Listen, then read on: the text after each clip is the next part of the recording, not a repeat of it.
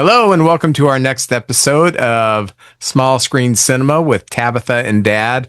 And I do wish to say, I am so sorry. Our last show, the sound, I had something pop up on my old computer. I got a new computer because the old one's giving me problems.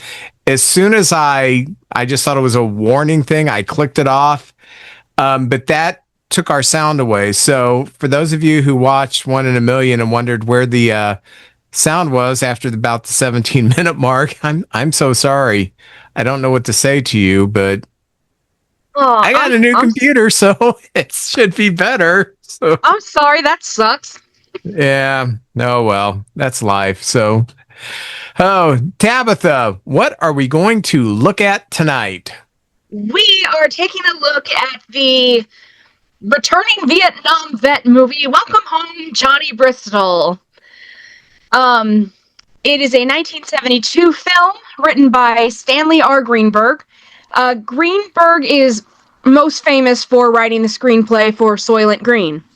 Ah! Green. We are both celebrating Soylent Green Day. We definitely did that on purpose, yeah. Yes. He wrote some other telefilms like Pueblo, A Day Like Today, and a miniseries called Blind Ambition.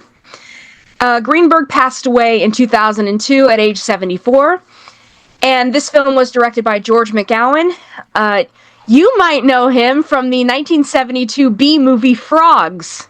Frogs, yes, I remember Frogs. Yeah. I feel like this could be something else, but I have a very distant memory of when I was very, very little.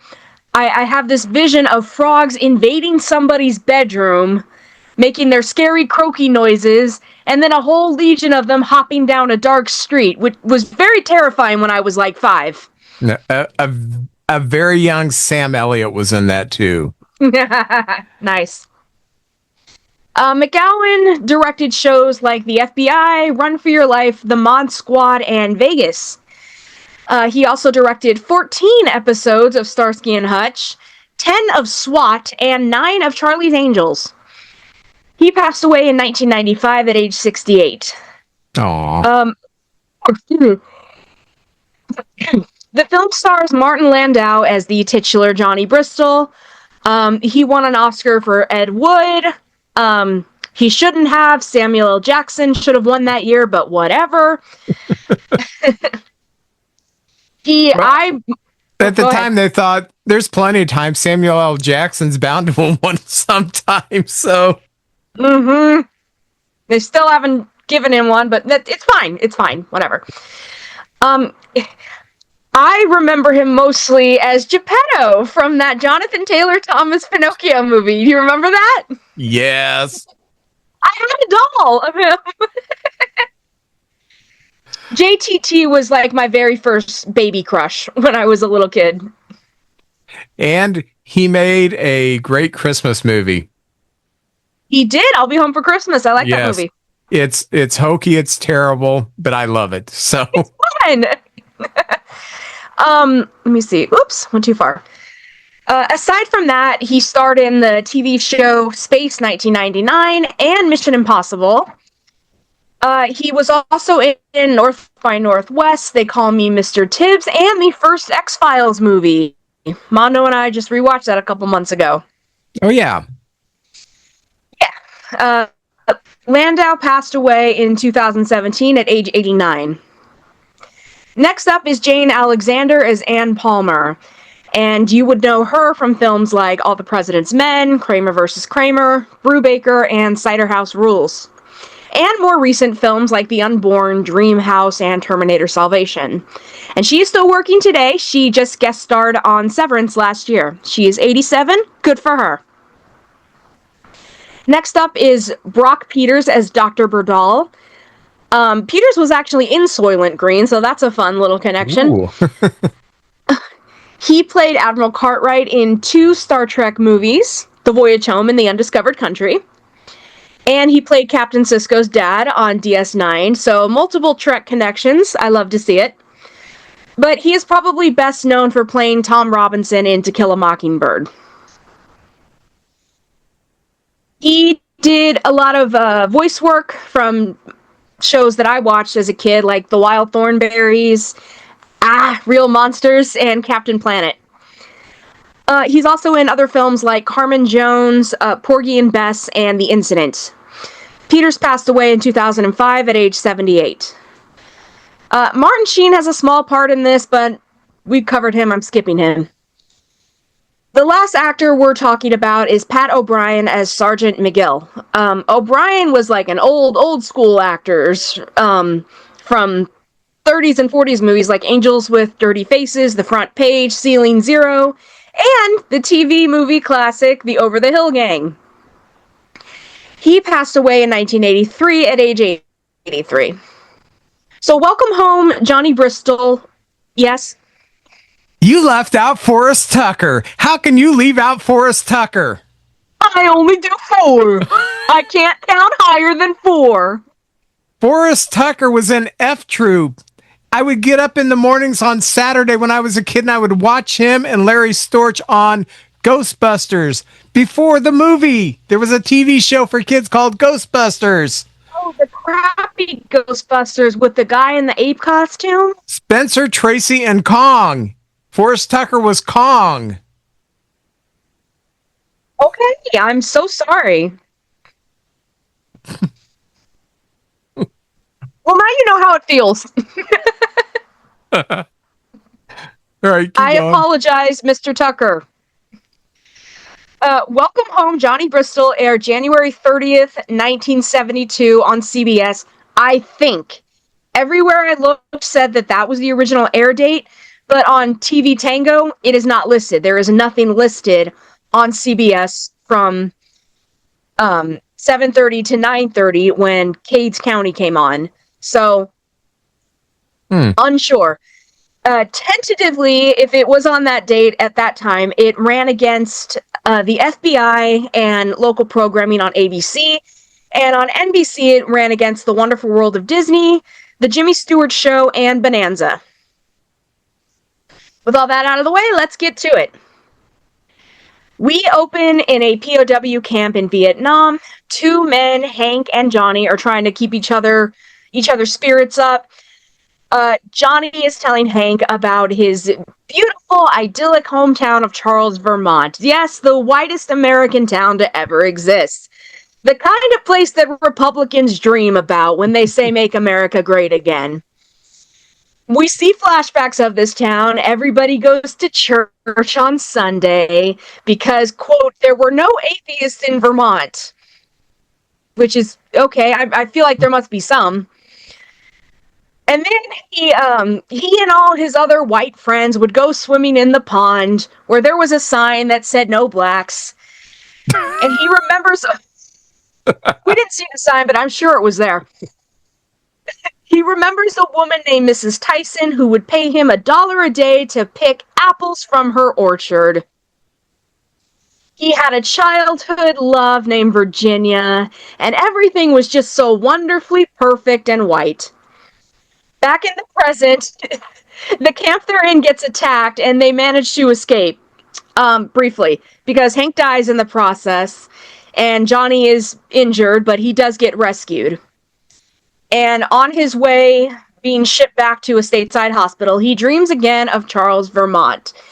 And he's dreaming about a 4th of July celebration. There's a priest there, and he goes on and on about how great America is. He says, quote, "Our greatness is our tolerance." Interesting. Anyway, little Johnny Bristol decides to set off some firecrackers and ruin everything, because in this town, that's probably the equivalent to murder. Hold on. I liked how the minister said, and we have 3 distinguished guests here. And then they showed them the most miserable looking human beings, like, what the hell am I doing here in this movie? But anyway. And they don't say who they are. So keep that in mind. Yeah, they're 3 just like distinguished guests. Yes. What makes them distinguished? Well, they're white. Okay, so there you go. Right. Anyway, so Johnny is flown back to the States. He gets a medical discharge. The doctor says he's suffering from delirium, malnutrition, and dehydration, and apparently he was in that camp for 2 years. And I gotta say, he looks pretty good for 2 years in a POW camp, but whatever. When he wakes up, he's in the hospital, and he meets Nurse Ann Palmer. And he asks her if he will walk again. And I'm not sure why that's in question, because he ran away from the camp under his own power, and we didn't really see how he was injured, but I guess his legs were injured. Yeah. That had me baffled too. Like, what's wrong with, why can't you walk now? Yeah. She introduces Johnny to all his roommates in the ward. He thanks her, and she tells him to shut up. Johnny then has surgery for his walking problem that he developed at some point, and he dreams about his childhood again, picking apples for Mrs. Tyson, and she tells him to run on home. He wakes up to Dr. Birdall, a psychiatrist, and the doctor questions Johnny about what he and Hank talked about when they were prisoners. Johnny says that his memory oddly seemed to improve the longer he was in the camp. He remembered things about Charles, Vermont that he hadn't thought of since he was a kid. He tells him his parents died when he was young, and then he was sent to Philadelphia for the rest of his childhood, and sadly, he never made it back to Charles. But suddenly, when he was in that cage, he remembered all of this. That night, he has nightmares about his time in the prison camp, and he wakes everybody else in the room up with his screams. Anne comes in to calm him down, and he asks her to take the privacy curtains down. He doesn't like to feel shut in. I get that. You've been in a cage for 2 years. Yeah, that makes sense. Sometime later, he's practicing walking in the ward. He has told his roommates all about how great Charles, Vermont is, and they all lament about how shitty their homes were growing up. One of them asks Johnny if he will take him with him to visit, and he's like, yeah, of course I will. Johnny continues to improve, and he asks Anne out on a date. And at first she turns him down. She says she doesn't date patients. But then she says she's been through this before. So I'm like, okay, so you do date patients, which I'm pretty sure, if it's not illegal, it's very unethical. But he says he's not a patient, which he is. I don't know why he said that. And as was considered romantic at the time, he just refuses to take no for an answer. And she gives in. Romance.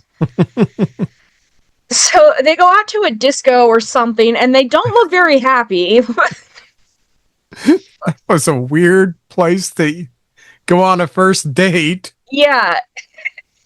But then we cut to them in the car doing a little passionate necking, as George Bailey would call it. They break apart, and he's George Bailey, who was necking with his mother. Yes, well, he had a lot of problems. No one understands him like Mother. They break apart, and he's disappointed with how the evening has turned out. He asks her what's wrong with him, and she said she swore it wouldn't happen again. So at this point, I'm like, how many patients do you date, lady? Then Johnny says he loves her, which, what? How long has he known her? Unclear. He asks her to trust him, and she responds, if you're lying, I'll kill you. And then they make sweet, sweet love. And I don't know, maybe it's because I mostly think of Martin Landau as an old man, but ew. Yeah. I think, I know he didn't deserve the Oscar for Best Supporting Actress for Ed Wood, but it is a good role. He did good. He did fine. And it was sometimes they do this for older actors. Don Amici, you know, hey, you're going to die soon, so here you go. But anyway, I am so used to seeing him like in the X-Files movie and Ed Wood and some other things. I'm so used to seeing him with gray hair. At first I was like, then I could tell by his mouth. Oh my gosh, yeah, that's him. It's the mouth. Yeah. And there's something kind of sinister about him.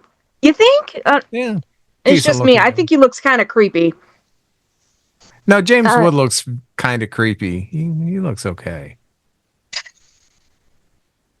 they can both look creepy. No, they can't. There's only one, and that's James Wood. Eventually, Johnny is well enough to take a weekend trip away from the hospital. So he wants to take Anne to Charles, Vermont, and all his roommates are jealous. They want to go see this magical town. So Or he they want to hops bang the nurse. either one. You know,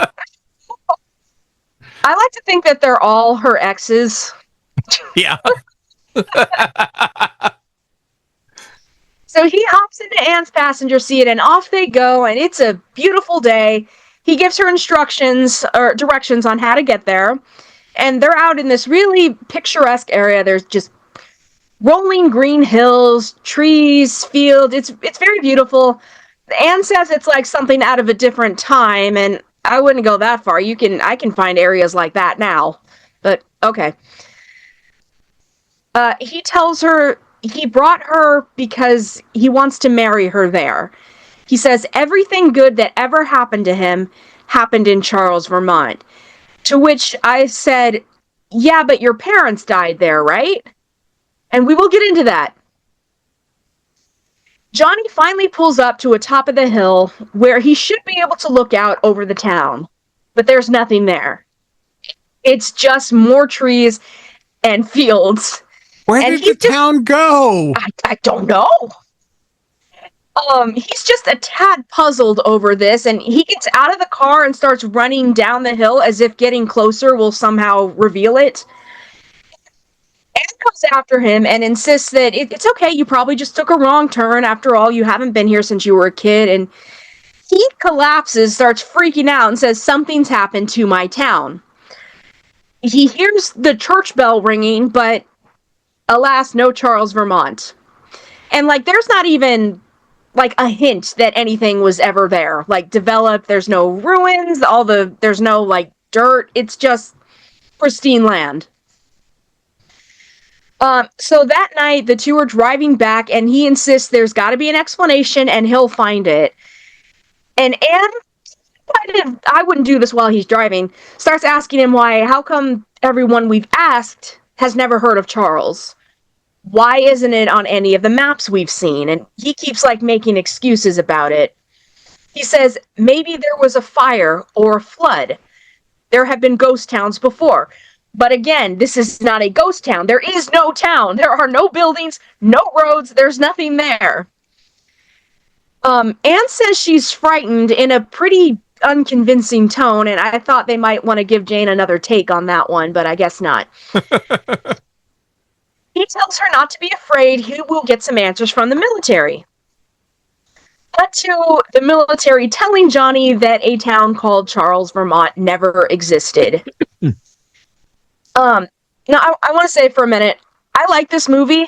Wouldn't this have made a banger Twilight Zone episode? I was going to bring that up at the end. This plays just like a Twilight Zone episode. Yes. Even the surprise ending. Mm-hmm. I was like, when I was waiting to see who the writer had written for, because I was going to bet my bottom dollar he'd written Twilight Zone episodes, but you didn't. You would think, right? Yeah, maybe I'll look at it again, see if I missed it. Anyway, the military says they did a lot of research. They found no evidence of this town. And so you can't say that they didn't check into his story. They did, And he says, well, records can be changed. And Dr. Berdal is there for all of this. And he understandably thinks something's wrong with Johnny. And Johnny starts listing all the shitty things that have been happening in the U.S. lately. Riots, assassinations, pollutions, gas shortage. And I'm like, oh, it's nice to know that, we've sucked for a long time. So he suggests something happened to the town, I don't know, a nuclear testing where they forgot there was a town where they tested it, so they covered it up. Yeah. Which I could believe. And they're like, how dare you suggest the U.S. military would do something sneaky and evil? How dare you, sir? So They confine Johnny to the hospital until further notice since he sounds insane. And this part was kind of funny. He's like, I will not stay here. I'm leaving.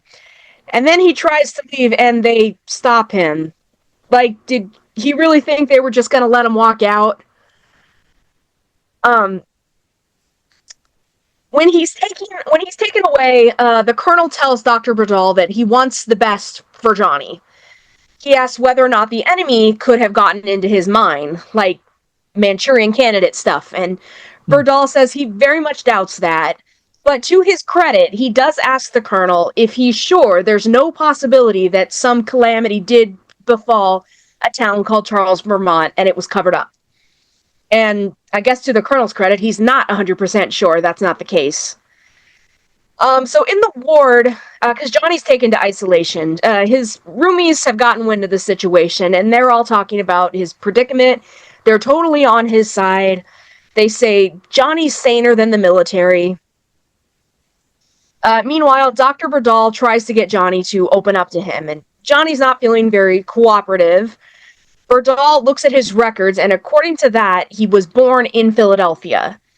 And he has a very good service record. He won the Silver Star and Purple Heart. Johnny argues that maybe you're the illusion, you know? Maybe you're what's not real. And Bardal is not shook by any of this. He stays calm and he asks, why isn't Charles, Vermont listed at all in your records? And he says, Johnny replies, it's true. He was born in Philadelphia. They moved to Charles when he was a baby. After his parents died, he was sent back to live with an aunt, who was apparently not about that mom life because she passed him off to an orphanage, which was really sad to me. Yeah. Like, I think if both you and my mom had died when I was a kid, I probably would have gone to live with my Aunt Sharon. And the idea of her being like, nah, never mind. Oh, you're going into foster care. It's like, that's heartbreaking. He left the orphanage when he was 16 and signed up for the army. Bardal asks him the name of the orphanage. I wasn't sure if he didn't remember or if he just wasn't going to talk. Because then he asked the name of his aunt, too. He also doesn't reply. I just don't think at that time he's talking. Yeah. The recruiting sergeant, he shuts down on him. Bardal asks him to walk him through Charles, introduce him to his friends, his parents, work with him, and he promises he will get him home. Johnny says there are guys who've been in this hospital since World War I. Like, they've just been trapped here their whole lives. And Bardal's like, yeah, but those aren't my patients. My patients usually get to leave.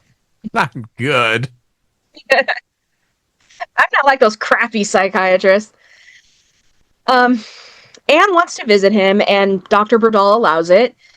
Neither of them are doing well without the other, but she's very kind. She's loyal, and then she asks him to marry her.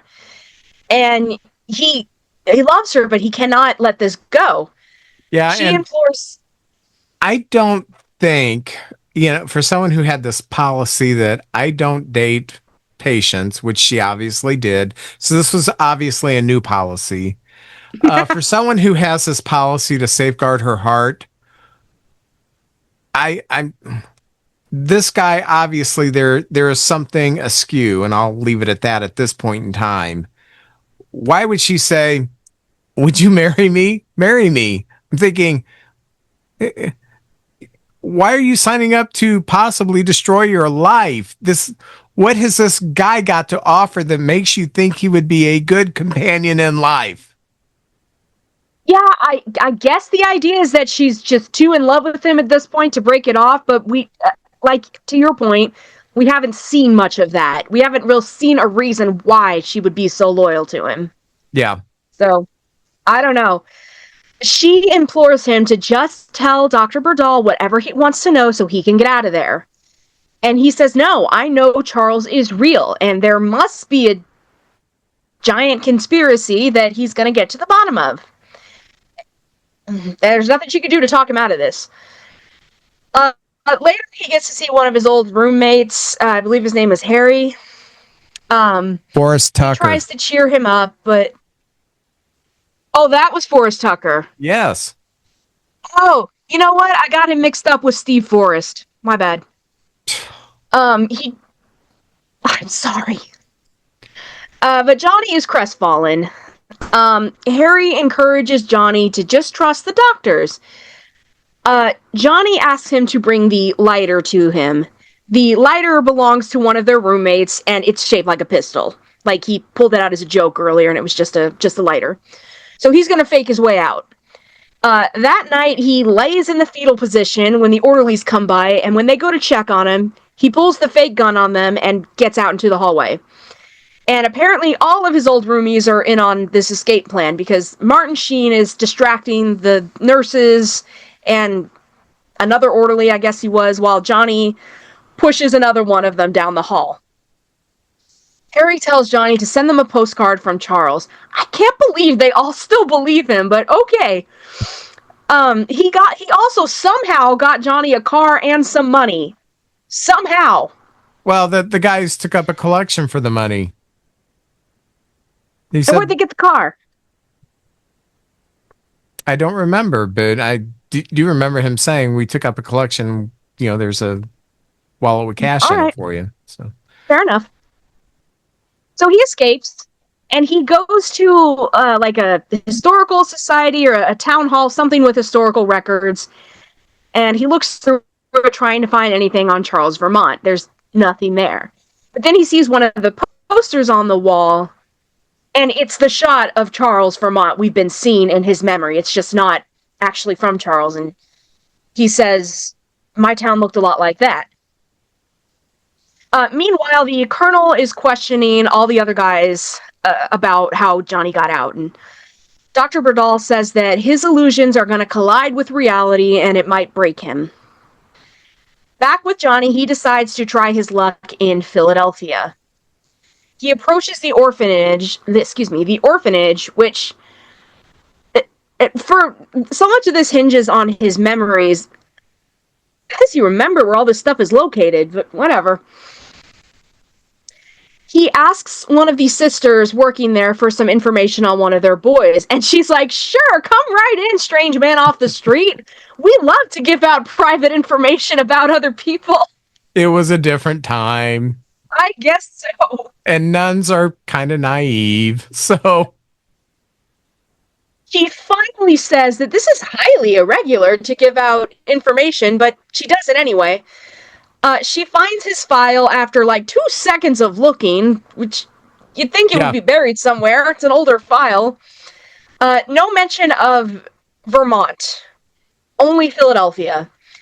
And I guess to her credit, she won't give him the file. She won't even let him look at it. She says she's got very strict orders and she must protect the children. He then has a flashback of an older nun vigorously shaking her finger at him, and he remembers running from her with a puppy in his arms. In the present, he continues to act like a madman and runs upstairs through the halls, freaking people out. We discover through the flashbacks that young Johnny was caught and that mean nun took his puppy away. He manages to get away from the orphanage, and his next stop is the recruitment office where he signed up for the army. And by recruitment office, I mean some guy's apartment. And this is Pat O'Brien in his one scene. I guess I could have gone with Forrest Tucker. Anyway, this man is Sergeant McGill. He invites him in for a drink. Without knowing who he is or why he's there, he eventually gets around to asking Johnny, who are you and why are you here? And when Johnny starts to explain, he says, oh, he must have signed up 3,000 or 4,000 guys for the army.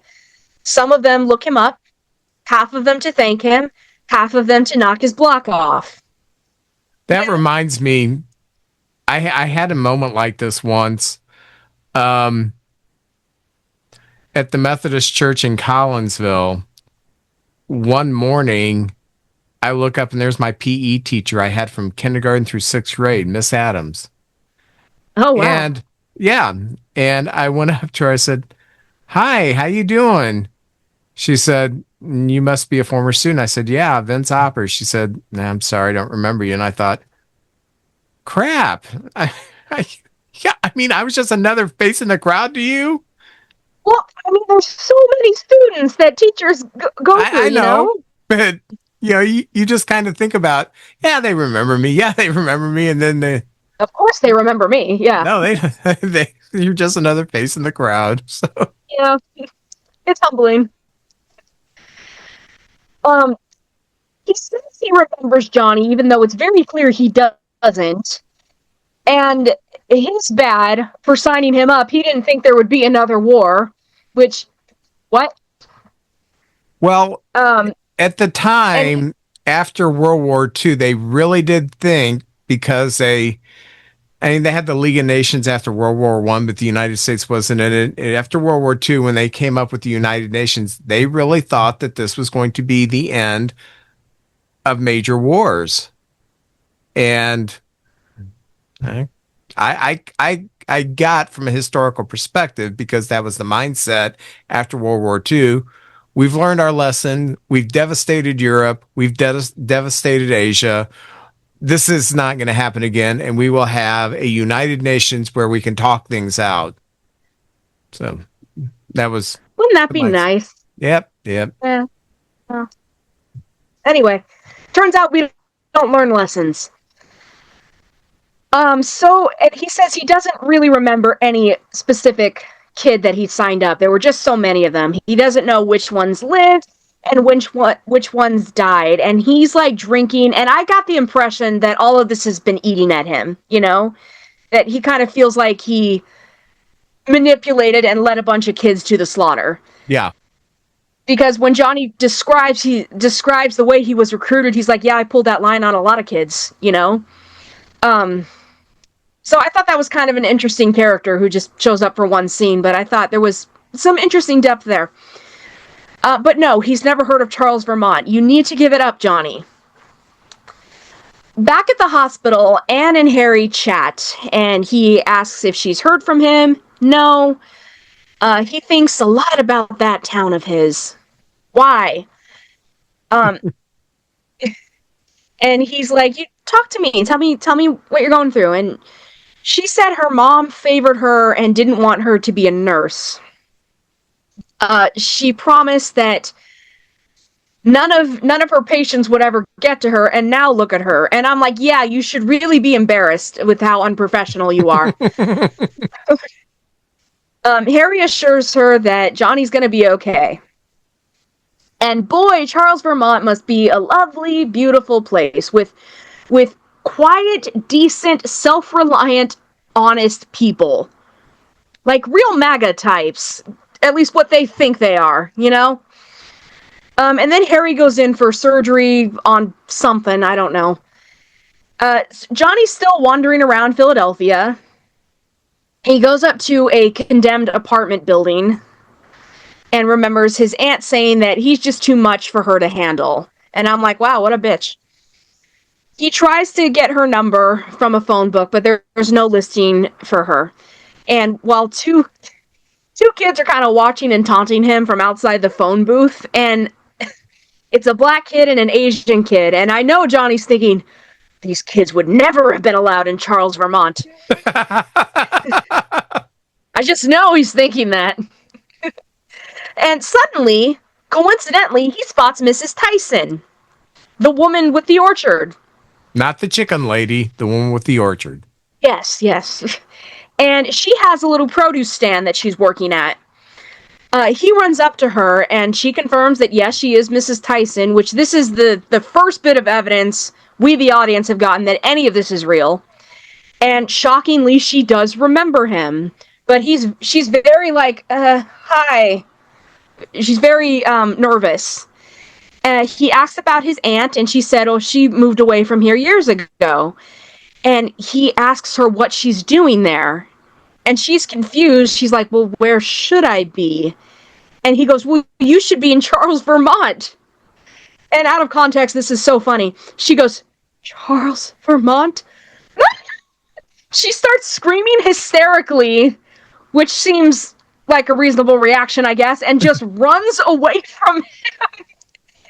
And she runs all the way back to her apartment, and he chases her and tries to break down the door. And I'm like, you're not helping, I don't think. It was just, in the moment, it was funny to me. Back at the hospital, Johnny finally gets in touch with Anne. He says he found someone from Charles so he can prove that it was real. And I'm like, yeah, the woman who ran shrieking from you. I don't think she wants to talk. Back with Harry, he's in the ward again after his surgery, and he's looking at nothing.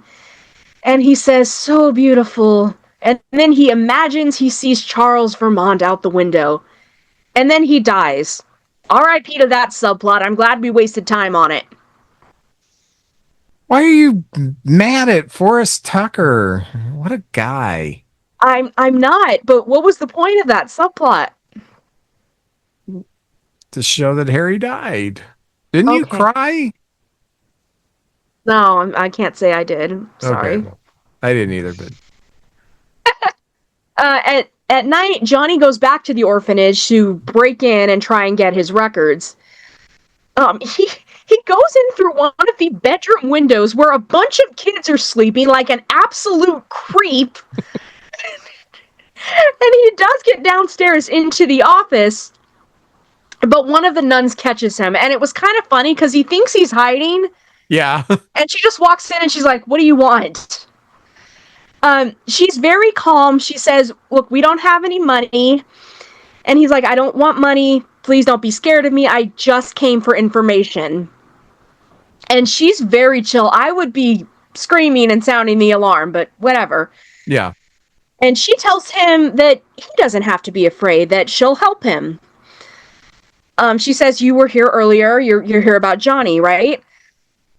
She says she was afraid of Johnny. And she was in the dark, but there's nothing to be afraid of anymore. Johnny was killed in Vietnam. And this is all very confusing to him. He asks about Charles Vermont, and then he grabs a lamp and shines it right in her face and, like, backs her into the wall, touches her face, pulls off her habit, and guess what? It's Virginia, his childhood crush. My gosh, his first kiss. She was so devastated that she went to the nunnery. She said, I'll never find another man like Johnny Bristol. Nope, not until Jesus came along. Doesn't understand. And now is when she freaks out. And then she does sound the alarm and runs away. And I'm like, girl, maybe just explain it to him, because I'm starting to get annoyed with all this too, you know? I want to know what's going on. So the priest comes in, and at first Johnny easily fights him off because I don't think priests train in the martial arts. Yeah, the priest was such a wimp. But he does get a surprise karate chop and knocks him out, so good for him. Johnny wakes up in the Philadelphia hospital. Anne is there, and he says he found them, and it's all going to be fine now. And Dr. Bardal is also there, and Johnny's like, who do you work for? What are you hiding? Where's my town? Bardal says the town is gone. And then he asks, where did you get the dog? The puppy from his flashbacks. And Johnny says Virginia gave it to him when his parents died. And he flashes back to the POW camp briefly, and Bardal asks him how his parents were killed. And Johnny says he doesn't remember, but it was an accident. And the doctor gently guides him back to the memory, and he remembers suddenly that Mrs. Tyson didn't have an orchard. She had a grocery shop near the orphanage. And now he's starting to get confused. He says his parents had a car accident in Charles. And then Anne interrupts and wants Bardal to stop. She thinks this is torture and he's suffering. And I'm like, would you rather he keeps running around Philadelphia, terrorizing everybody, looking for a fictional town forever? You are a terrible nurse. And he spent 2 years in a cage in Vietnam. He'll make it through this. Johnny says he misses his parents. Bardal asks him to remember their funeral. He remembers the church in Charles and Virginia giving him the dog. Berdahl keeps pushing him, and he just keeps repeating Charles, Vermont. And Johnny begs him to stop saying that. He finally shouts, "Damn Charles, Vermont, I hate it." So Berdahl asks again, "How were your parents killed?" He says they were going to church in Charles, and it was a beautiful day, but there are three men who shouldn't be there. These three men were the distinguished guests at the 4th of July celebration flashback. Yes. And then suddenly he remembers it wasn't day, it was night. And it wasn't in Charles, it was in Philadelphia. And those men were waiting on their front stoop when the family approached. The three attacked his parents. Johnny screamed for help, but the neighbors, including Mrs. Tyson, just watched. Anywho, the three men kill both his parents, and then they take off. After they're dead, suddenly all the neighbors come out, and Johnny curses them all for doing nothing, and he swears some days he will come back and kill them all. Which does explain Mrs. Tyson panicking and Virginia panicking. Like, oh, did he come back to make good on that threat? Yeah. Johnny explains that his father was a labor organizer, and that's why he and his mother were targeted. And there never was a town like Charles, Vermont. Berdahl explained that he created this town while he was in the camp to protect his mind while he was a POW. He mixed his real memories with the fantasy of Charles, Vermont. He says, not to be angry at the people, they didn't help because they were frightened. And apparently for years, Johnny did terrorize them at the orphanage. To which I said, how? Did they allow him out on weekends to scare his old neighbors or what? You know? Okay. Berdahl says he doesn't need Charles, Vermont anymore, and then he shakes his hand and leaves. Thanks, Doc. We're cured. Alone with Anne, Johnny says he'll understand if she leaves now, and she says not a chance. Okay, girl. He can't take her to his beautiful town, and she says she loves him all the more for creating such a place. But then she says something that I did like. She says, well, there must have been good things about Philadelphia, you know? There must have been good things about where you really grew up. So sometime later, he does take her to his old neighborhood and points out real places with real memories, where his best friend used to live, where they would play stickball, where they would celebrate the 4th of July. And he actually did set off firecrackers one year. And finally, where he lived with his parents. He tells her his parents would have loved her. They decide to go in, and Anne says, welcome home, which is almost a title drop, but not quite.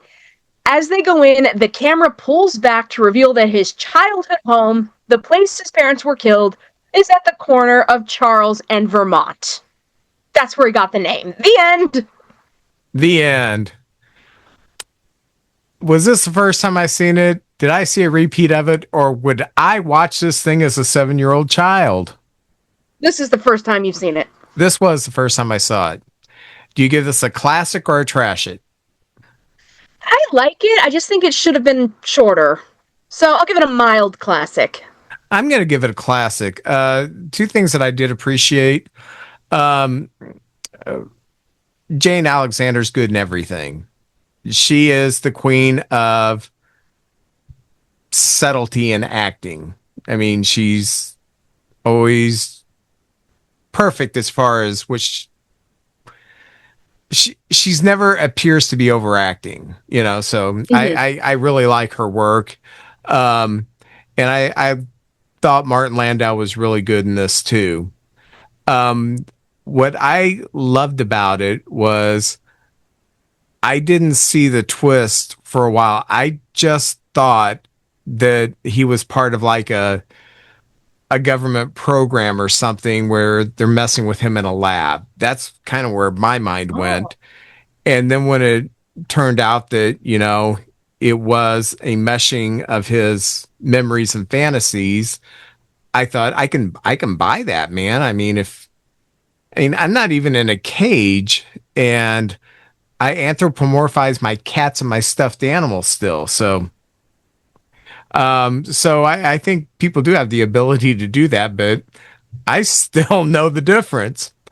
I'm almost 60, so you've probably got about 10 years when I still know the difference. And then you're going to be, there's my dad, the And you'll drooling vegetable. be like, why doesn't Tiny ever visit? But My son Tiny. I loved it, and I love the Twilight Zone feel to it.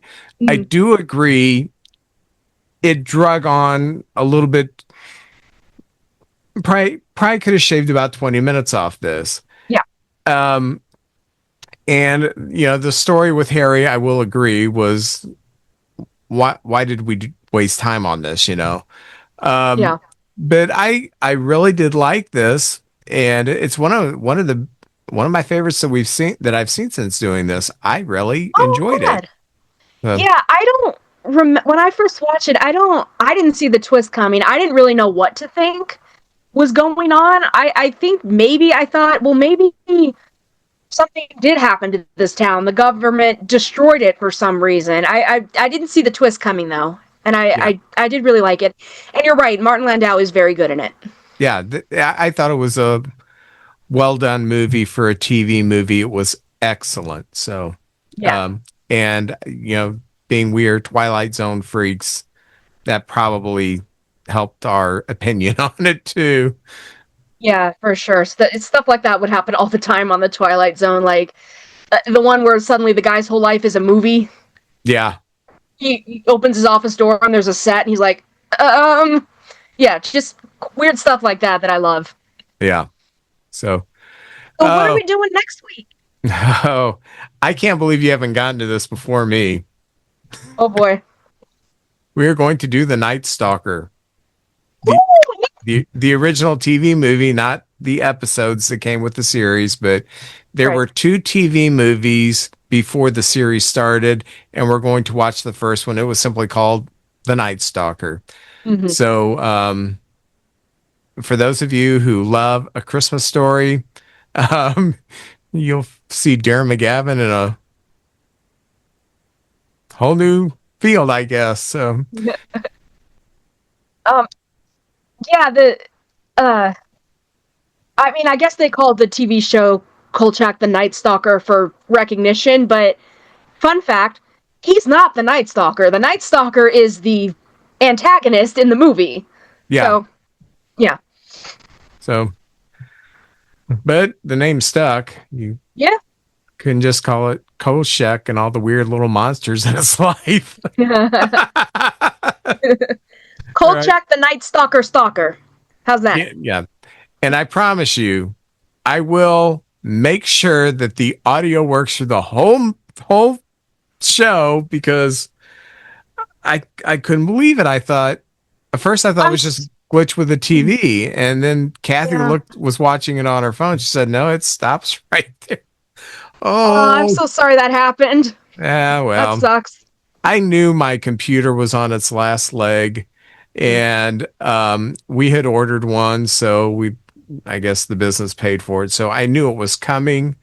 But I had Sunday nights podcast to do, or YouTube show to do, and then I had Tuesday nights YouTube show to do. So I hope my Tuesday night retained all the sound. So I guess I'll find out tomorrow. But anyway, Yes, so. thank you all for joining us, and join us next week for Kolchak. Well, for the Night Stalker. Yeah, yeah.